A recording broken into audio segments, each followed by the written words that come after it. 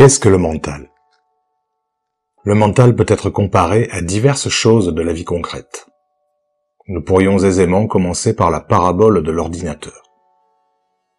Le mental est un ordinateur qui dispose d'une mémoire, d'un processeur de calcul, et dont la fonction est de réaliser des choses. Est-ce qu'un ordinateur est autre chose que ce qu'on attend de lui? Non. L'ordinateur est un objet pratique qui permet la résolution de certains problèmes. Il n'a pas d'identité propre, définie par lui-même. Quand on coupe l'alimentation électrique de l'ordinateur, il devient un objet comme un autre, froid et sans vie. On ne coupe jamais l'alimentation électrique de notre mental, qui lui ne cesse jamais de calculer, alors qu'il pourrait très bien s'apaiser en prenant conscience de lui-même. Notre mental est comme un ordinateur équipé de cette fonction supplémentaire qui fait précisément ce que nous sommes, la conscience.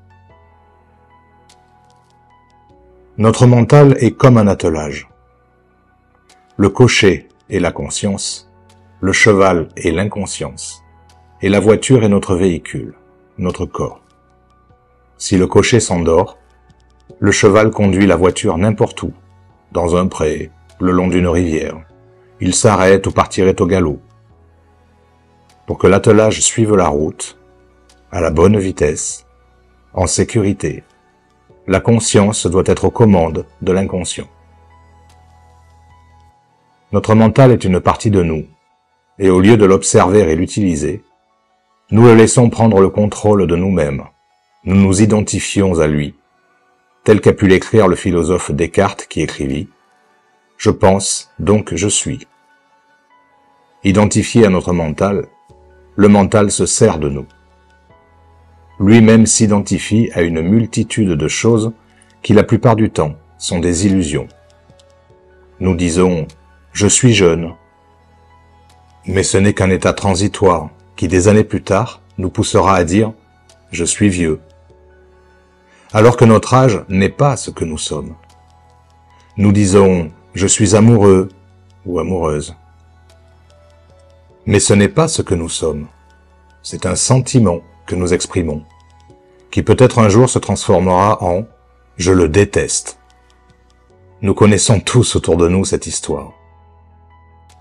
Éline est amoureuse de Jean. Il est l'homme de sa vie. Partout où ils vont, collés ensemble corps et âme, ils crient leur amour éternel, leur volonté de faire leur vie ensemble, jusqu'à la mort. La vie s'écoule dans le sablier du temps et un jour, chemin faisant, nos deux amoureux se séparent. Ils se disputent la garde des enfants, dépensant des sommes folles en procédures et avocats divers. Ils se détestent. Ils s'étaient pourtant reconnus l'un et l'autre comme la moitié d'eux-mêmes, ne voyant que les qualités et pas les illusions.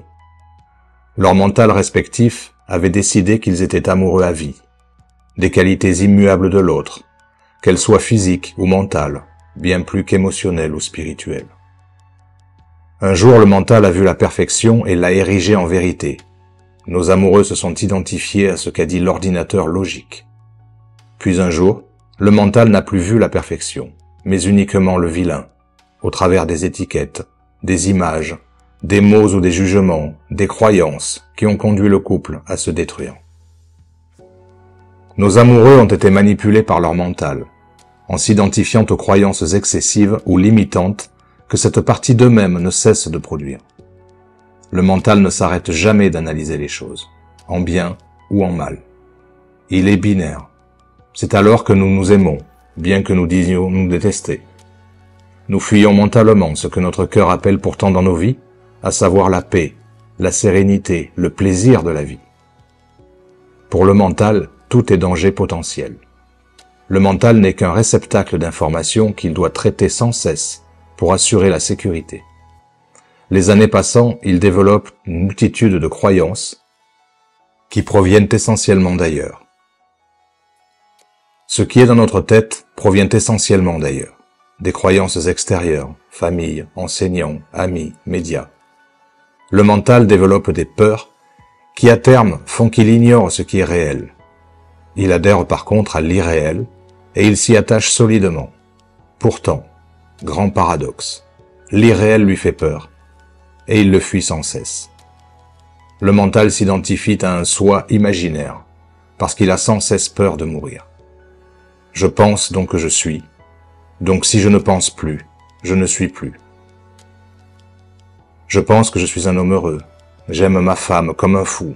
Elle est belle, elle est exceptionnelle. J'ai une chance inouïe. Tout serait parfait si elle n'attisait pas les convoitises des autres hommes. Et je n'ose pas imaginer qu'elle puisse me quitter pour un autre.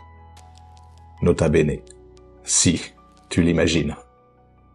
C'est chaque jour que je vois leurs yeux gourmands se poser sur elle, mais je ne dis rien. Nota bene. Tu le penses si fort que tu le crées. Elle ne peut pas me quitter pour un autre, parce qu'elle m'aime. Le mental aime créer des scénarios catastrophes. Totalement imaginaires. Ils sont imaginaires et illusoires, jusqu'à ce qu'ils deviennent réels. Il est fort à parier qu'en produisant de telles pensées, notre homme s'identifie progressivement à l'homme trompé. Trompé il sera, mais avant toute chose par son mental, qui va penser, imaginer, se renforcer, jusqu'à accuser de ce qui n'est pourtant pas. Une fois l'accusation portée, il va s'identifier à la pensée et devenir l'homme trompé, la victime. Ce sera la fin de l'idylle, alors que rien ne dit que quoi que ce soit de mal se soit passé. Le mental aura vu, dans un geste, un regard, une situation, une potentielle fraude à l'amour. Le mental qui aura vécu l'amour au travers de ses croyances perdra l'amour et deviendra haine dès lors que l'amour ne sera plus exactement comme il l'avait défini lui-même. Il en va de même pour soi-même, lorsque nous nous identifions à notre mental. Nous nous pensons brillantes un jour, puis quelque temps plus tard, au premier échec, nous sombrons dans le dégoût de nous-mêmes. Nous pensons être aimables, car nous pensons être aimés. Puis un jour l'autre s'en va et on se retrouve abandonné ou rejeté, seul sur le bord du chemin, jugé par nous-mêmes de ne pas être capable d'être aimé. Observez votre mental. Observez sa fréquence de fonctionnement. Dès le réveil, au bout de combien de temps pensez-vous à autre chose que votre corps?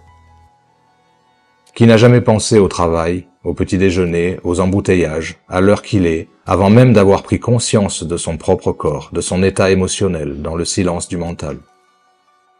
Dans la journée, combien de temps avez-vous passé simplement dans votre corps, sans aucune pensée parasite, ni jugement, ni création de scénarios possiblement ou potentiellement risqués? L'incapacité à s'arrêter de penser crée la tension, l'affliction, les émotions continuelles, la mauvaise vie, la mauvaise foi.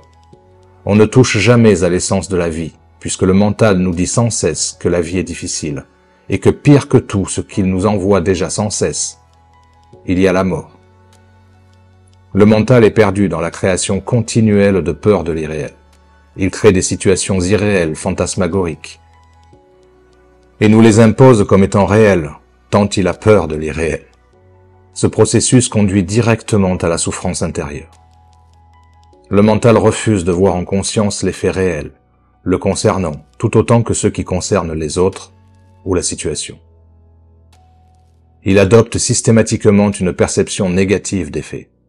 Il renforce cette perception par une pensée obsessionnelle et compulsive. Il se perd dans la douleur ou la souffrance, impossible de s'en sortir car il s'identifie à elle. Il se compare aux autres. Il fixe cette situation dans de multiples relations, toujours vécues à l'identique. Le mental est un faux moi. Il n'est que le personnage créé par vos expériences et vos croyances, alimenté par l'énergie de vos émotions, devenues incontrôlables. Vous n'êtes pas votre mental, pas plus qu'il n'est vous. Votre mental est un outil au service de votre conscience. Est-il juste pour vous d'être devenu l'outil censé vous servir? Est-il juste que ce que vous êtes vraiment, envie de vivre, joie, sérénité et bonheur, soit enfermé dans cette cage mentale censée vous apprendre à être ce que vous êtes? Cessez d'avoir peur de vous arrêter de penser. Vous penserez toujours assez pour continuer à vivre. Mais peut-être arriverez-vous à créer votre vie vraie, ce à quoi vous êtes destiné, plus que ce que vous subissez. Nous vivons continuellement dans le bruit du mental. Des milliers de pensées viennent sans cesse interjecter avec notre vie, avec nos espoirs, avec notre foi.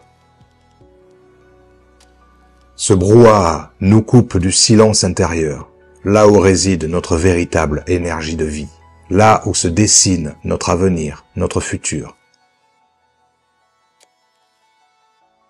Commencez dès maintenant par observer de quelle façon votre mental s'accapare ce qui a été dit dans cet audio. Observez. Observez ses tentatives de contester, de contre-argumenter, d'accepter de croire ou de ne pas croire. Observez votre mental tournant autour de lui-même, de l'idée que peut-être il arrivera ou n'arrivera pas à transformer en croyance ou en danger potentiel. Si vous parvenez à observer ce phénomène en vous, alors coupez votre mental dès maintenant. Que risquez-vous ?